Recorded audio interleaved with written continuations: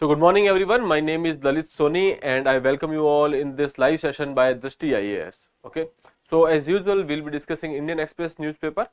So the outline would be, we will start with the front page and then we will take up the practice question which was given to you in the previous lecture, and that we will solve, and then after that we will go to the important articles from the day, that is High Court's order on Gyanvapi. You know, this Gyanvapi mosque is there in the vicinity of Kashi Vishwanath temple. Okay. So there has been an issue regarding the status of this particular mosque site, which is contended by Hindu community that it is built on the Hindu structure. Okay. So we will talk about that. After that we will move towards Lok Sabha passes 3 key bills. Okay. Now parliamentary processes or Lok Sabha has been in news because of the suspension of the MPs from the house.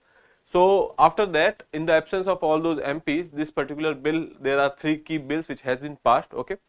Then we will talk about trouble along the Red Sea. This area has been in news because of the Houthi rebels. Okay. These rebels are based in Yemen and they are supported by Iran. Okay. So we will talk about the issue which is going on in the Red Sea and what are the impact of that particular issue. Okay. After that we will look at the world affairs. Then I will give you one article for your own read, because we have discussed that article yesterday. So you can give it a read and enhance your understanding, because it is given in the explained session. Okay. It is given in a very simple language, so it won't be a problem for you to understand.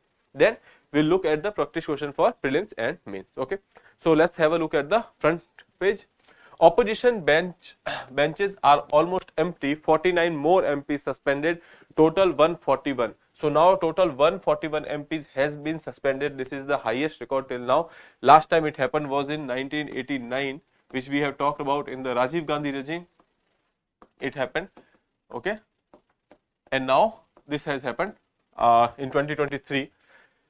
Opposition says that criminal law bills listed in house, so government adopted this tactic to suspend and throw out, or you can say bulldoze. Okay. So basically they are saying that they do not want any kind of criticism, government do not want any kind of criticism, that is why they are adopting such techniques. These are just speculations, because obviously they have been sent out because of some kind of disruptions they have been making in the house. Okay. So now after that we will talk about, there is this issue which has been in news, that was few laborers has been stuck in a tunnel, and that is why this Silkyara barcode tunnel has been in news in Uttarkashi, and now they demanded that there should be a separate rescue tunnel in the project, but the authorities has said that there are time and cost constraint, that is why we cannot go for such rescue tunnel in addition to the whatever project is there. Okay. So all you have to remember is that there is this tunnel, Silkyara barcode tunnel in Uttarkashi, Uttarakhand. Okay. So that is all about this, and then Gyanvapi High Court orders, we will talk about that in details. Okay. So let's see the practice question which was given to you in the last class, that was, which region in the Arctic is Himadri specifically situated in? Okay. So Himadri is your India's research center in Arctic.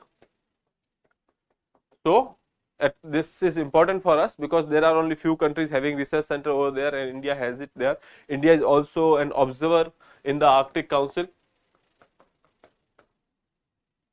Okay. So now the location of this is in the Svalbard in Norway. Okay. So here you can see this is Greenland, this is Norwegian Sea, and here somewhere you can see this is the part of this is Svalbard, Norway, and here we have a research center that is named Himadri. Okay. If we are talking about the exact location, this is Ny-Ålesund. Okay. So this is about your Himadri and its location in the Norway region. Now here you can see Himadri Research Station has been inaugurated or established in 2008, and in the Svalbard, Norway, making the entry of Asian country in the area. Okay. 5 years later, it secured the status of observer at the Arctic Council. Okay. So after 2008, in 2013, we got status of observer state in Arctic Council, and now we also have a Arctic policy. Okay. Which says that what are India's goal in Arctic region. Now, when we are talking about this Svalbard, there is another important entity which is present here, that is global seed vault. Okay, to protect the genetic diversity of the humanity's food crops from the threat of global catastrophe, any kind of nuclear war or any climate related catastrophe. So we have this particular global seed vault to protect the humanity's food crops. So there are various kind of seed which has been stored here, and then to safeguard the genetic resources that could be used to breed new varieties that are adapted to the changing climate and a novel plant diseases. Okay, so that is why this global seed vault has been made in this particular area, Svalbard, Norway. Okay, so moving further, we will start with the article 1 of this newspaper. Gyanvapi, High Court orders speedy trial, says 1991 suit not barred by the law. Okay, whenever we are going to a court with a civil suit, that suit has to be maintainable. What do you mean by maintainable is that should be under the purview of law. It should not be against any kind of law which has been in enforcement in the territory. Okay, so when we are talking about this particular Gyanvapi issue, which has been in news since long, and in 1991 there was a suit which has been filed, okay, regarding the status of this particular monument. So now the one of the side has said that this particular issue is not maintainable, this suit is not maintainable in the court because it is against the Places of Worship Act. Okay, so they are saying that Places of Worship Act says that the status or the nature of the monument or place of worship cannot be changed. Whatever it is on the 15th of August 1947, it cannot be changed afterwards. Okay, but in this particular judgment, court has said something else. We will talk about that. Here, let's start with the article. So 1991 suit by Hindu plaintiffs seeking possession of Gyanvapi mosque complex. This Gyanvapi mosque complex is in the vicinity of Kashi Vishwanath temple.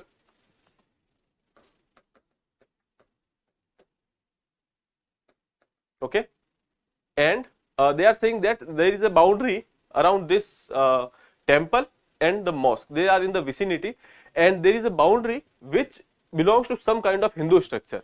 Okay, considering that they are saying that this particular complex is also built on a Hindu structure, and that is why we want possession of it. That has been contended by the Hindu plaintiffs, okay, in this suit.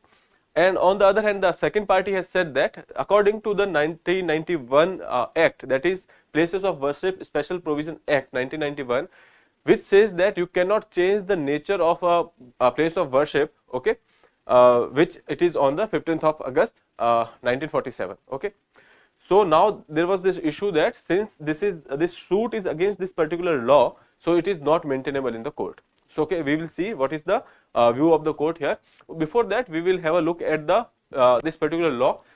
What does the Places of Worship Act 1991 says? Okay, the Places of Worship Act states that the religious character of any place of worship, this is the religious character, or you can say nature of the place of worship, as existed on 15th of August 1947 must be maintained. Okay, so whatever status it has on 15th of 1947 when we got the independence, it would be maintained accordingly, it will not be changed. Okay, then the long title of the act described that an act to prohibit conversion of any place of worship and to provide for the maintenance of religious character of any place of worship as is existed on the 15th day of August 1947 and matters which are connected to it. Okay, so basically they are saying that whatever nature of place of worship was there on 15th of August 1947, it will stay, it will not be changed. Okay, but in this act what they did not provide is that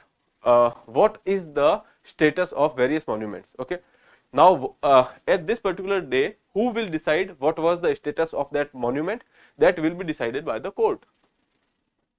Okay, so considering that the High Court has said that since they have said that we cannot change the nature of the monument, but we can decide the nature of the monument. Okay, so now when we are talking about this Gyanvapi mosque complex, the nature what court has to do is to decide the nature of the monument and not to change it. Okay, so now court is looking into the question that does it belongs to a Hindu monument or not. Okay, so that is why they are saying that in that regard, this particular writ, or you can say this particular suit, is not against the this act, that is Places of Worship Act 1991. Okay, so now let's see. There is this section 3 of the act which says that conversion in full or part of a place of worship of any religious denomination into a place of worship of different religious denomination or even different segment of the same religious denomination, it is prohibited. What they are saying is that you cannot change the nature of religious place of worship from one religion to other, or from one religion to segment of that particular religion. Okay, so even you cannot change the sect which it has been following on the 15th of August 1947. Okay, so this is about the Place of Worship Act. It just says that we cannot convert or change the status of a place of worship which it has on 1947 15th of August. Okay, so what is happening in this case? When this case was filed in 1991, okay, the civil court has to decide, district civil court has to decide, and after that there was this appeal, and this case goes to Supreme Court, and Supreme Court put some kind of stay. Okay, they are saying that we cannot, they put some kind of stay, interim stay, and because of which this case was stalled over there and could not come into news again. Okay, but in 2018 there was this judgment which says that any kind of interim stay which has been given by any court, or let's say even Supreme Court, that stay will automatically lapse after 6 months. Okay, now considering that, this issue again rises because this stay was lapsed in 6 months, and now this issue was back in news after that. Okay, so that is why now in this particular petition which has been filed in High Court, the suit related to Gyanvapi dispute are of national importance and affect the two major community of the country. That is why it should be decided as earliest. That is what High Court has said.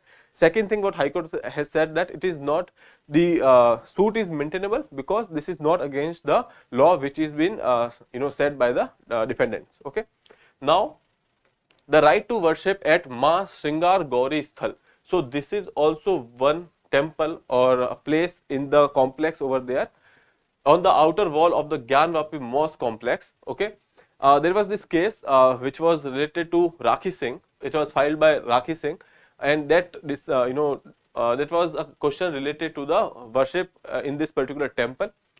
Okay, so in that case, High Court has said that Archaeological Survey of India will submit a report regarding the survey of mosque complex in the Varanasi, and that survey will decide that that survey will give you some kind of evidence it as a it was a Hindu structure or not. Okay, so based on the same line, they have said that even if there is a need, the district court can call for another survey over there. Okay, second thing is they should do it as soon as possible. Okay, we have discussed the Place of Worship Act, and then we have discussed all these things. So in the present suit, it is not barred by the provision of section 4 of the act, which we have discussed that it is not against the act. Act does not define the religious character. Okay, as act just says that you cannot convert it, but it not define the religious character. It only defines the conversion and the place of worship. So what will be the religious character of the disputed place can only be arrived at by the competent court after evidence led led by the parties. Okay, here they are saying that the act does not say anything about the nature of the religious monument or the nature of the nature or religious character of the monument. So who will decide that? That will be decided by a competent court. Okay, in this case also court has to do it. Okay, so this is what has been decided in this particular case, and court has said that district Varanasi court has to conclude the hearing of the original suit within the 6 months. Okay, they have given this particular timeline. So that is about the issue and what are the development that has happened till now. In this case, High Court has only said that this petition is maintainable. Okay, and nothing else. They have not decided the character of the Gyanvapi mosque complex. That is up to the competent court, that is your Varanasi district court. Okay, now moving further, we will see the another article, that is most opposition members absent Lok Sabha passes 3 key bills. Okay, in those 3 key bills were, or you can say these National Capital Territory of Delhi Laws Special Provision Second Amendment Bill 2023. This is talking about some kind of extension to the unauthorized unauthorized colonies,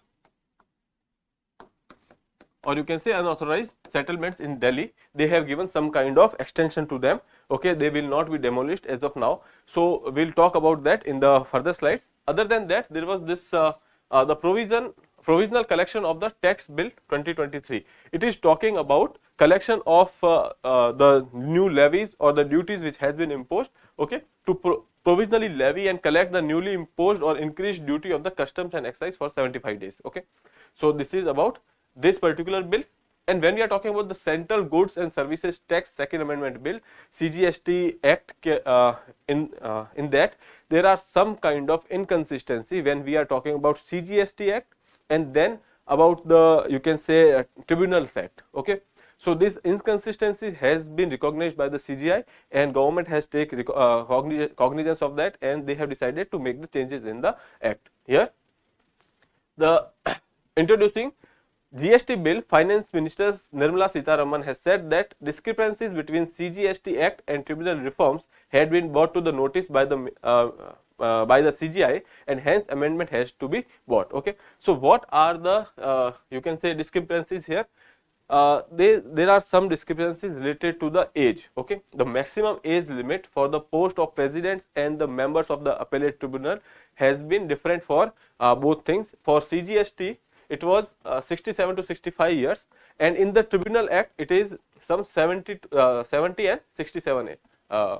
Okay, so basically for the chair president it is 67 years, and for the members it is 65 years. That is the maximum age. And when we are talking about the Tribunal Act, it is 70 for the president and 67 years for the members. Okay, so now there are two different acts, and since we are talking about appellate tribunal here in the GST Act as well, so ultimately there is an inconsistency between the Tribunals Act and the Appellate Tribunal under the CGST Act.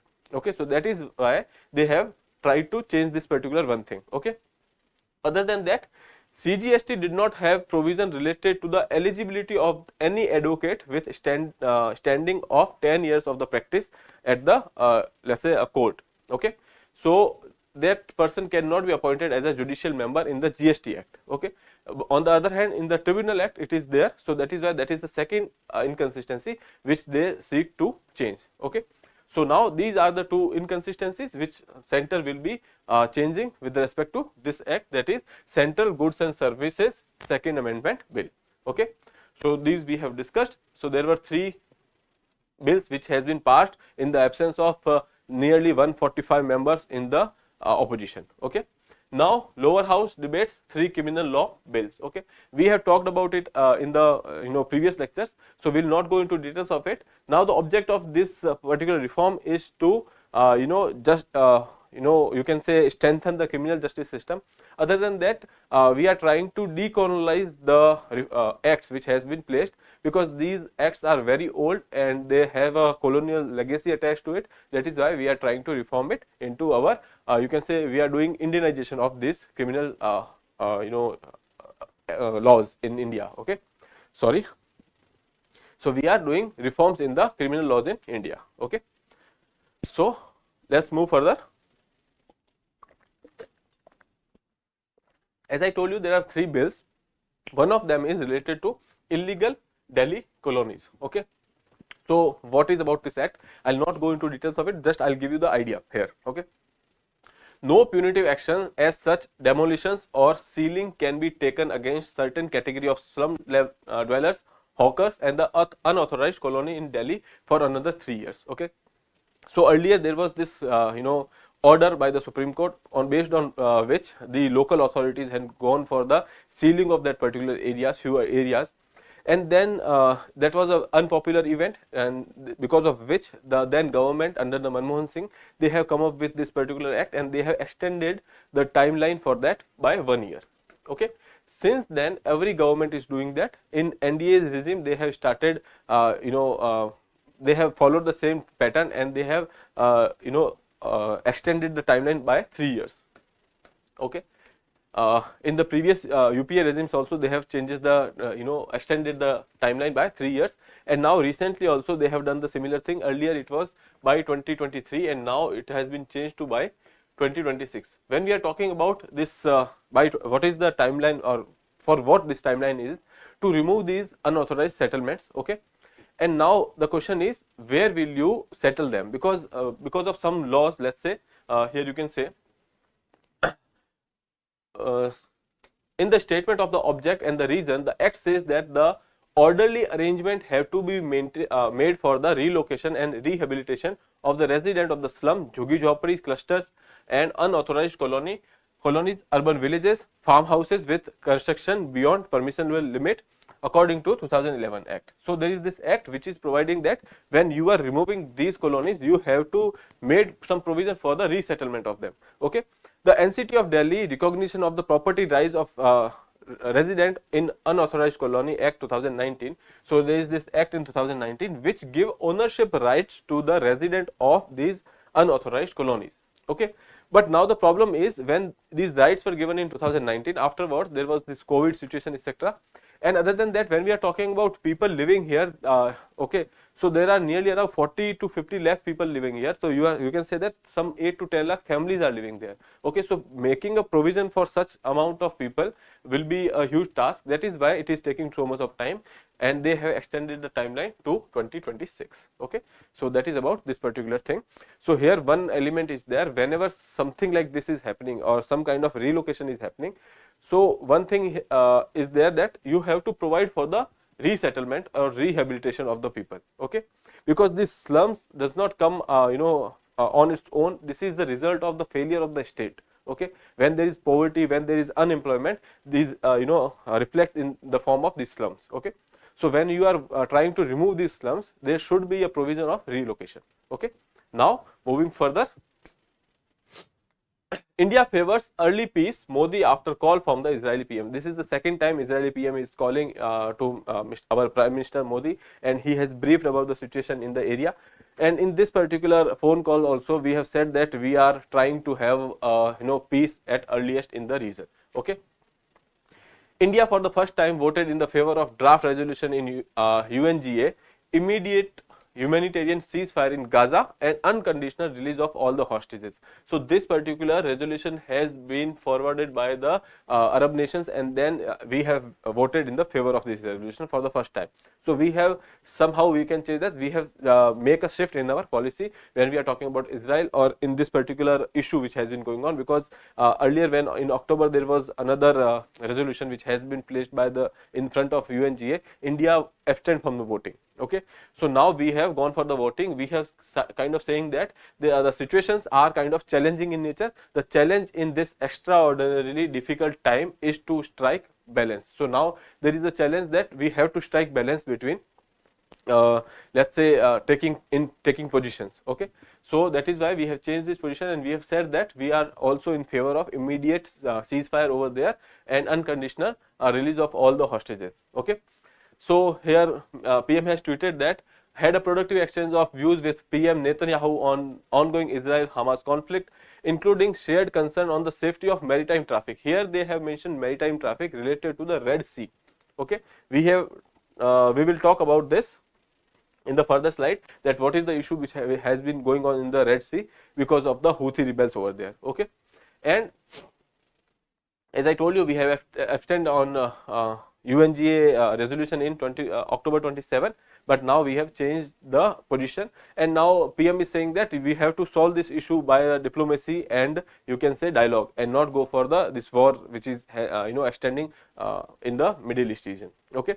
Now Yemen's Houthi had targeted Israel-linked ship in the Red Sea. As I told you, there is some issue going on in the Red Sea that is related to this Houthi rebels in Yemen. Okay. And world's largest shipment companies has stopped or reroute the movement from the Red Seas. Israel urgently needs workers to continue its construction project. So this was the second thing. First thing was about the Israel-Hamas issue they have talked. Second thing, they have talked about the maritime security in the Red Sea. Third thing they have talked about is the labor related concerns. Earlier what happened earlier in Israel, when we are talking about this labor related things, most of the laborers were from the Palestinian Authority, or you can say from the areas like West Bank and Gaza. Okay. Now the thing is, after this war they have sent them back. Okay. So now there is a dearth of labor in the Israeli construction sector. Okay, now they are asking India to send some laborers. Okay, the largest group of laborers, 80,000 workers were from the Palestinian Authority, and there are nearly 18,000. 18,000 again I am saying those are 80,000 and now 18,000 people are from India, which are mostly working in the caregiving sector. Okay, so that is about this article. Here I have told you about the striking the right balance, wherein we have different stands in October 27th resolution and recent resolution in UNGA. And then when we are talking about UNSC vote, so in UNSC Arab states have put forward a resolution in that particular council, and there was some issues related to, there were some discussions related to it, and as a result of this particular discussions, there was some kind of stall, or you can say they have postponed the process of voting further. Okay, this was supposed to be happened on Monday, but they have kind of postponed it again. So this particular resolution and voting in the resolution in UNSC has been postponed again. Now Putin can talk Ukraine if our interests are safe. So he has been saying this for many time again and again. Russia would be prepared to talk to Ukraine, the United States and Europe about the future of the Ukraine if they want to. Moscow would defend its national interest. They are saying that we are willing to talk, okay, but the thing is we will secure our national interest, which is I can say that in foreign policy, when we consider, every person, every country, every nation will go for such things that they would want to defend their national interest. Okay, Putin, who has sent troops in Ukraine in 2022, you know that in 2022 there was start of this Ukraine war. In 2014 they have annexed Crimea. Okay, so after that there has been issues between the West and the Russia. Okay, so they are saying that Putin, who has sent troops into Ukraine in 2022, has repeatedly said he would be prepared to talk about the peace, though the Western officials says that they are waiting for the US presidential elections to happen in November, so that there can be a fruitful dialogue, because if they are going for some kind of treaty and then regime changes and they did not consider that, so there can be a problem. So that is why they are waiting for the presidential elections in USA. Now Russia did not intend to fight with the Europe. This is what Putin has said. Russia controls 17.5% of the territory that was internationally recognized as the territory of Ukraine at the time of fall of USSR. Okay. Other than that, Russia has annexed Crimea in 2014, which I have mentioned here. Okay. Now moving further.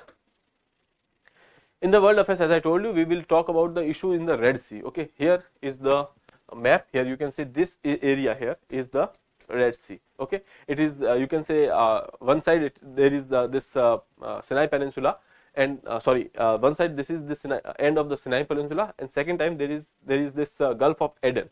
Okay, so here there are important thing is because it is on the you can say most important sea route, sea trade route, you can say.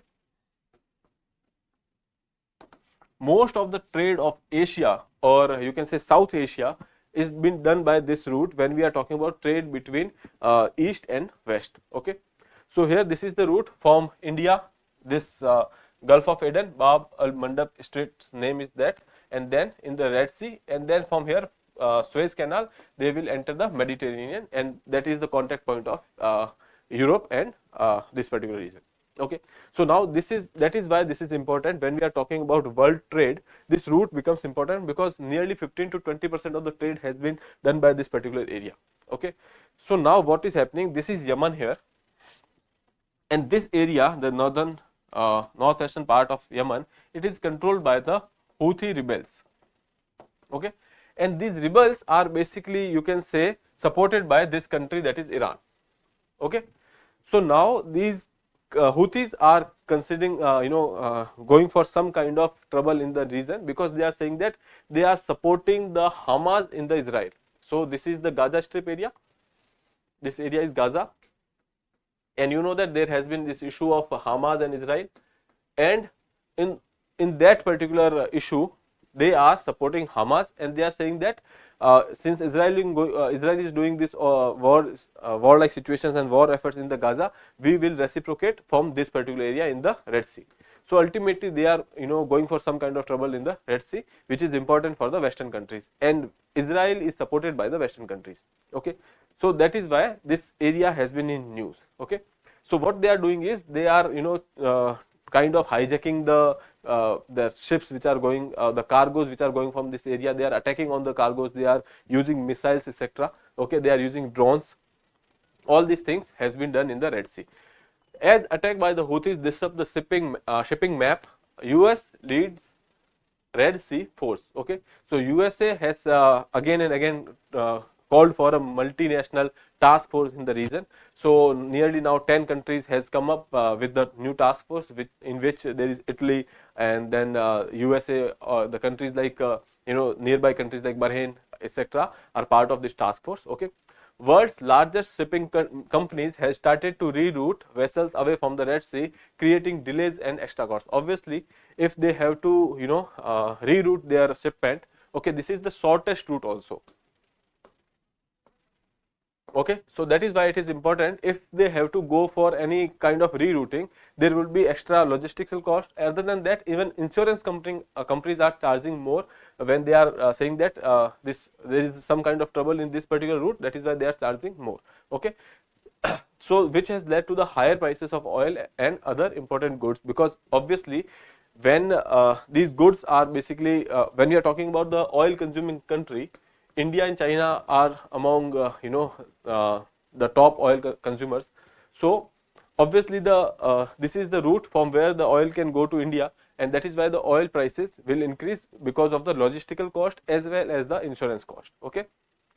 A militia backed by the Iran has disrupted the shipping in the crucial shipping lane that connects the Indian Ocean with the Suez Canal. Here you can see this is Arabian Sea, part of Indian Ocean, and then this is Suez Canal. Here this is Suez Canal. Okay, so this is connecting the Indian Ocean with the Suez Canal, or you can say to east to the west. Okay, or you can say Asia, South Asia to Europe. Okay.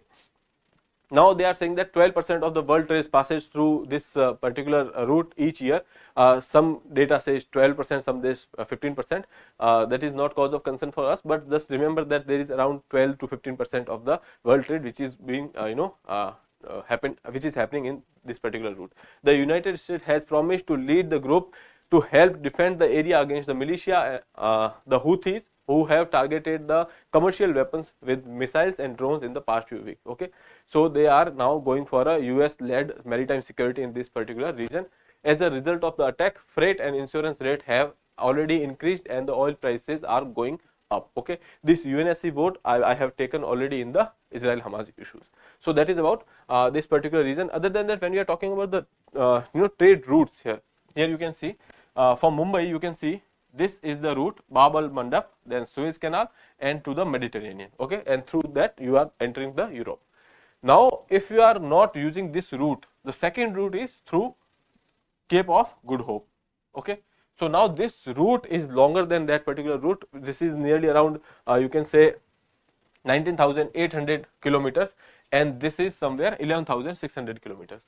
Okay, so that is why this route is not economic. It will have more charges, more logistical hurdles, and that is why this safety on this route is quite important. And since it is been hampered by the Houthis, the freight rates could surge 25 to 30% if trouble continue along the sea route. Okay, most of the companies has rerouted, the big shipment companies has rerouted their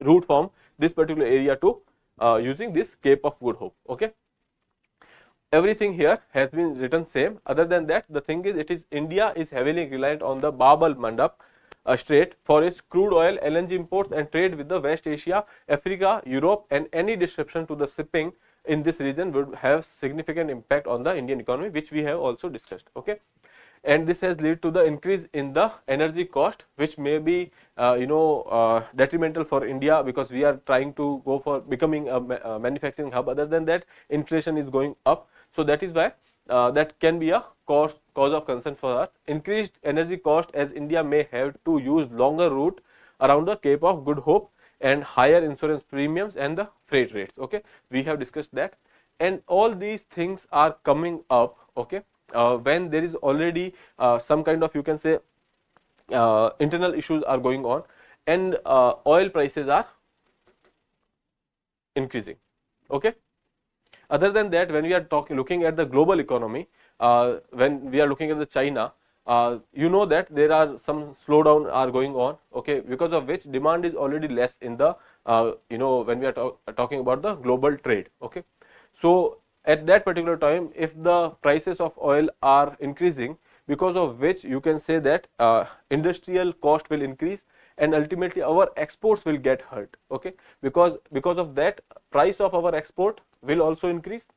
And when there is already less demand at that particular point of if our exports are the rate of our exports is increasing, it will hurt the exports, okay. So it will ultimately hurt the forex reserve, okay. One side, because of the oil we are spending forex, and because of the increase in the export price we are not getting forex, okay. So that is a problem as of now if the oil costs are increasing because of this particular issue, okay. Now we can move further.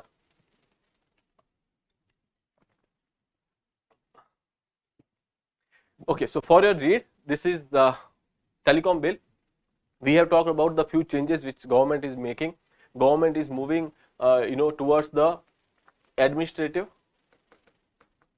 allocations, okay. Right now when we are talking about the spectrum, we have this method of auctions, okay.